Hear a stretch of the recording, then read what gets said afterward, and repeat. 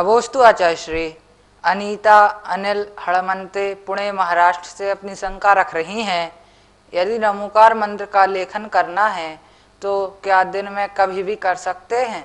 नमोकार महामंत्र एक ऐसा महामंत्र है जिसके लिए आचार्यों ने कहा है, शुद्ध अवस्था हो चाहे अशुद्ध अवस्था हो, अपवित्रा पवित्रो वा, हम पवित्र हों या अपवित्र हों, स्थित हों या अस्थित हों, मतलब हम स्थिर बैठे हों या चलायमान हो, किसी भी स्थिति में हो और कहीं भी हो, किसी स्थान में भी हो, किसी देश में हो, किसी भेष में हो, जिस भेष में, जिस देश में, जिस नगर में, जिस डगर में, जिस काल में, जिस साल में, जिस हाल में आप किसी भी अवस्था में रहो, नमोकार महामंत्र का आप स्मरण कर सकते हैं, उसका ध्यान कर सकते हैं।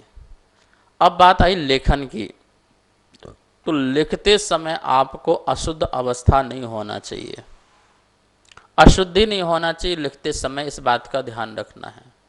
यहाँ तक कि बोलना भी नहीं है अशुद्ध अवस्था में। स्मरण तो कर सकते हैं, मन में ध्यान कर सकते हैं, लेकिन लेखन के समय आप स्थिर हो, आप शुद्ध क्षेत्र हो, शुद्ध काल हो, शुद्ध भाव हो और शुद्ध आपका जो लेखन की वस्तु हो, उसमें आप लेखन कर सकते हैं।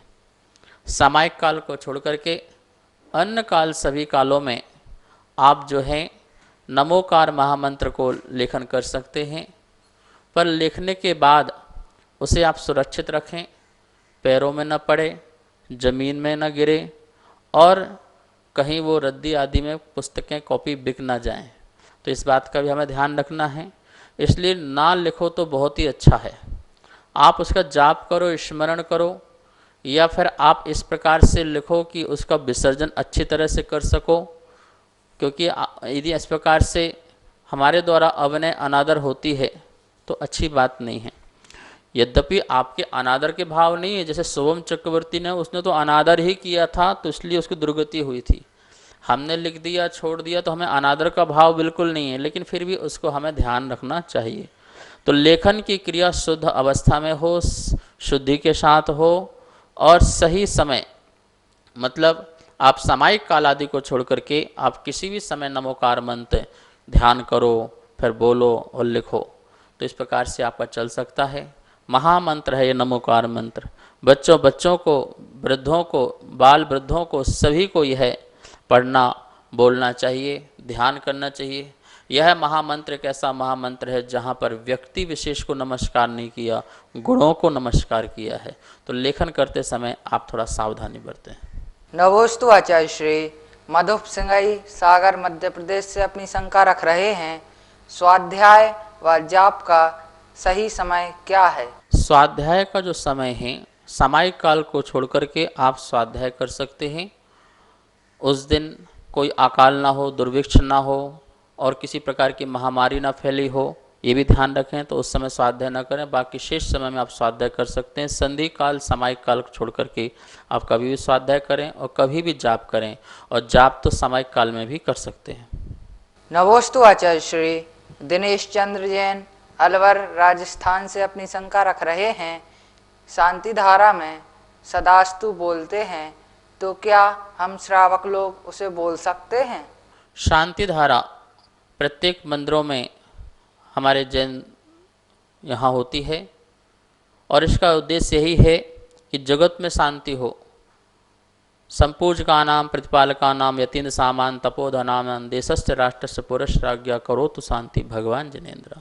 देश, राष्ट्र, राजा, यति, प्रजा सभी सुखी रहें, सभी आनंद के साथ रहें, धर्म का पालन करें, न्याय नीति से जिएं।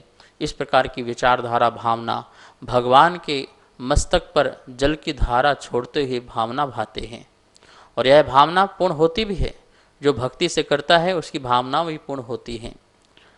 यहाँ पर कुरु कुरु और सदास्तु दो शब्द आते हैं, जैसे लोकानंदनम कुरु कुरु, राजानंदनम कुरु कुरु, और शांतिरस्तु, तथास्तु या तथास्तु कहीं सदास्तु बोलते हैं, वैसे तथास्तु सही है। तो इस प्रकार से ऐसा आशीर्वाद रूप शब्द भी बोलते हैं। तो इसके बोलने का अधिकारी कौन है? देखिए, यदि आपके यहाँ पे मुनिराज जी हों तो मुनिराज से तथास्तु मतलब आशीर्वाद लेते, भगवान की ओर से आशीर्वाद उनसे लीजिए। जैसे बोलो शांति रस्तु, तो मुनिराज बोलेंगे सदास्तु। सदास्तु मतलब सदा ऐसा हो, तथास्तु मतलब ऐसा ही हो, दोनों अर्थ में कोई ज़्यादा डिफरेंट नहीं है। तो इस प्रकार से वह मुनिराज ही वहाँ पर सदास्तु सदास्तु बोलें या तथास्तु तथास्तु बोलें। मुनिराज ही वहाँ कुरु कुरु कुरु बोलें, श्रावक नहीं बोले। श्रावक आशीर्वाद देने का अधिकार नहीं है। जैसे समो शरण में भगवान का हम समोशरण लगाते हैं तो वहाँ पर गणधर के रूप में किसको विराजमान करते हैं?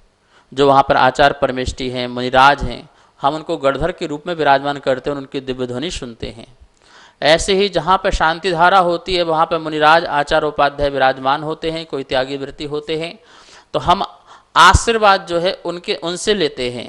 आप स्वयं आशीर्वाद नहीं दे सकते भगवान की ओर से सबके लिए, तो वहाँ पर मुनिराज सबको बोलते हैं शांति रस्तु, तो मुनिराज बोलते हैं तथास्तु, ऐसा ही हो, ऐसा आशीर्वाद भगवान की तरफ से आपको ऐसा ही आशीर्वाद, नित्यम आरोग्यमस्तु, सदा ही आरोग्यता की प्राप्ति हो, तथास्तु, आपको मंगल आशीर्वाद ऐसा ही हो।